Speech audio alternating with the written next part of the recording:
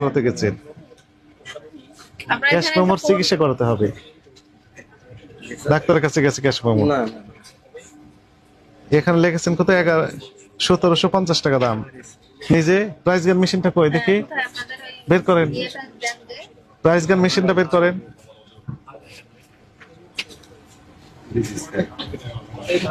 কোথা থেকে নিয়েছেন কোনো তথ্য নেই, ইচ্ছা মতো দাম বসে দিয়েছেন।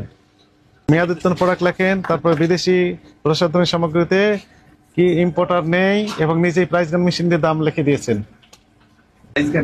ওই যে এটা মারুন তো, একটা একটা এখানে কত আছে, কত দাম লিখেছেন এটা দেখেন তো। 1750 একটা দাম বের করেন, করে দেখান কিভাবে হলো 1750। কত হয়েছে? 1750 টাকা। উনি চাইলে এখন 17,050 লাগিয়ে দিতে পারবেন, যা লাগিয়ে দেবেন সেটাই দাম হয়ে যাবে। এই যে হয়ে গেল 1750 টাকা দাম হয়ে গেল। খুব সহজে দাম ম্যানিপুলেশন করার সুযোগ আছে। এটা কত দাম বললেন? 2600। এখন যদি বলেন যে 26,000, তাহলে 26,000 হয়ে যাবে, কারণ মেশিন তো আপনার কাছে এমআরপি লেখা আছে। 26,000 স্টিকার লাগিয়ে দিলে 26,000। কিনেছেন কত দিয়ে? লোকালও হতে পারে, আপনারা দাবি করছেন এটা চায়না। হ্যাঁ নাকি থাই থাই দাবি করছেন। কাগজপত্র নাই নেই, আছে হাসপাতালে ডাক্তারের কাছে। মেয়ে দিতে না গুলো তো অনেক অনিয়ম।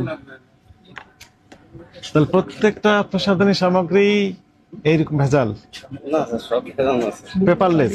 পেপারলেস পেপারলেস পেপারলেস মানে কোনো ডকুমেন্ট নেই। পেপার আছে হাসপাতালে আছে, আমাদের ম্যানেজারের পেপার আছে। পেপার কোথায়? হাসপাতালে। কেন গেছেন? ডাক্তার দেখাতে। আগে প্রেসক্রিপশন সই করে নেন, পেপার লেখেন, ওইগুলো লেখেন। কাগজপত্র আছে হাসপাতালে, ডাক্তারের কাছে গেছেন কাগজ, তাই তো?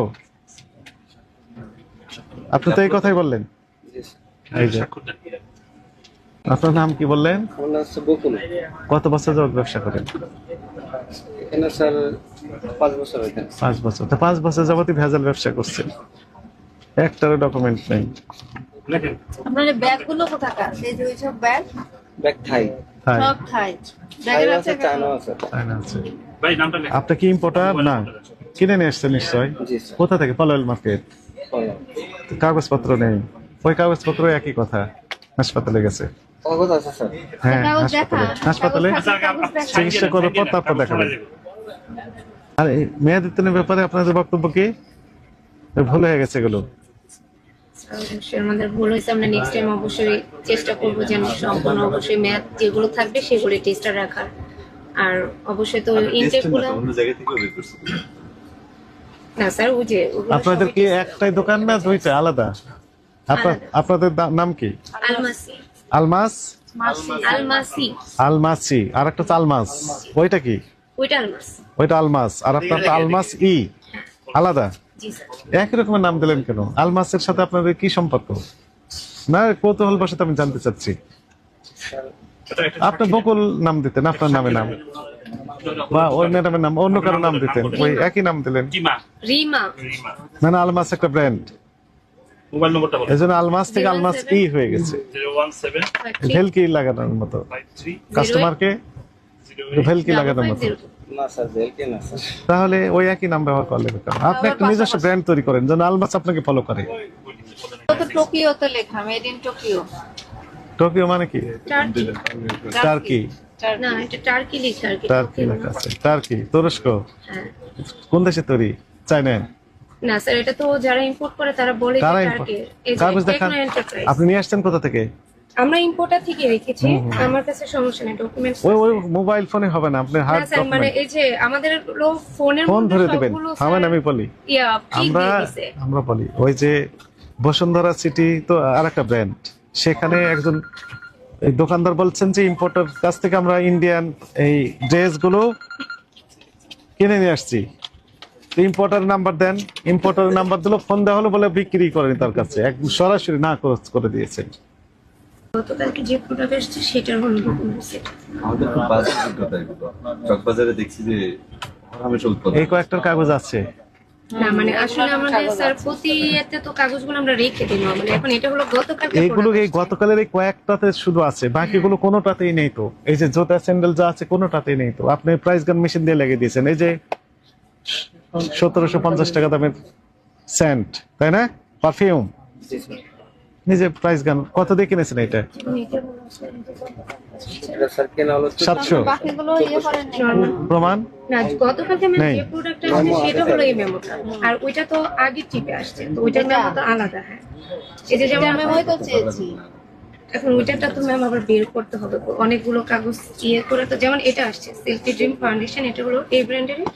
এই যে আপনার এখানে এটা দেওয়া আছে কোড এবং সবকিছু। সিল্কি ড্রিম ফাউন্ডেশনের ওকে, এটা তো আছে, ঠিক আছে, কিন্তু বাকিগুলো কোনোটাতেই তো নেই। ওই একটাই শুধু আছে ইম্পোর্টার আপনার এখানে স্টিকারও আছে। আছে। এখানে তো আর আপনি দাম ইয়ে করেন। না সেটাই। ওই প্রাইস গান মেশিন ব্যবহার করার প্রয়োজন হয়নি। আপনি বলেন তো প্রাইস গান মেশিন ব্যবহার করেছেন আপনি, তার মানে কি? এর মিনিং হচ্ছে আপনি দাম লাগিয়ে দিচ্ছেন, এই তো। এটা আপনি করতে পারেন? আপনি কি এটা তৈরি করেছেন? এটা আপনি ইম্পোর্টার? বলছেন এটা যে আপনাদের এই যে স্টিকার লাগানো। প্রাইস গান মেশিনটা কোথায়? এই যে ওরে দেন, ওরে দেখেন একটু। না, ওরে দেন, ওরে দেন, ওরে দেন। এটা আপনাকে আর দিব না। এরকম অনেক প্রাইস গান মেশিন আমরা জব্দ করে ধ্বংস করে আমাকে দিয়েছি। এরকম ভাবে আমদানিকারকের মাধ্যমে আনতে হবে। বুঝেছেন? এই যে এখানে লেগেছে 1380 টাকা। 1380 টাকা। যদি বলে 13080 তাহলে 13080 হয়ে যাবে। এর একটা শর্ত, সেটি হচ্ছে যে এই যে ইম্পোর্টারের কাগজপত্র যদি না থাকে, আর আপনি যদি ইম্পোর্টার না হন, তাহলে আপনার কি থাকতে হবে? যার কাছে কিনেছেন তার ক্যাশ মেমো রাখতে হবে। এই যে এটা যেমন রেখেছেন। ওই যে রেখেছেন, ওটা ইম্পোর্টার আছে বলে কাগজ রেখেছেন, আর কোনোটার ইম্পোর্টার নেই, কাগজও রাখেননি, এগুলো হবে না। আর এই যে জুতা, স্যান্ডেল, তারপরে ব্যাগ বলে দিচ্ছেন থাই, চাইনিজ, কোনো ডকুমেন্ট নেই। এটা বলা যাবে না, কারণ এটা লোকাল প্রোডাক্ট হতে পারে। ঠিক আছে স্যার, আপনি বলছেন, আমরা সতর্ক হয়েছি। প্রোডাক্ট থেকে আমরা সতর্ক হয়ে যাবো। আর যে মেয়াদিত্ব এগুলো রাখতে পারবেন না। কার সাথে কথা বলবেন? মানে আমাদের ম্যানেজার ফোন দিচ্ছে। না না না, ম্যানেজার যিনি এখানে আছেন ওনার সাথে কথা বলবো, আমরা ফোনে কথা বলবো না। আপনি একটা বলে দেন ওদের মতো নাকি গতদিনের মতো। শুনুন, আপনার এখানে তো অনেকগুলো অনিয়ম পেয়েছি আমরা, বুঝতে পেরেছেন? শুধু 2-1টা কসমেটিক্সের আপনার আমরা কাগজপত্র পেলাম, আর বাকি কোনো কসমেটিক্স, জুতা, ব্যাগ কোনো কিছুরই কোনো কাগজপত্র পাই। বুঝতে পেরেছেন? তো আপনাকে সতর্কতামূলক ভাবে 20,000 টাকা জরিমানা আরোপ করা হলো, এটা আপনি পরিশোধ করবেন, এবং পরবর্তীতে যদি আপনার এরকম অনিয়ম আমরা পাই, সর্বোচ্চ জরিমানা দ্বিগুণ দণ্ড আরোপ হবে আপনার উপর। বুঝতে পেরেছেন?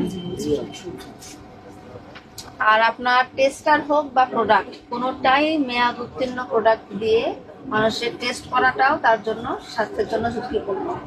সুতরাং টেস্টারও মেয়াদ উত্তীর্ণ রাখা বুঝতে যাবে না। গেছি। আর এমনি প্রোডাক্ট তো নাই।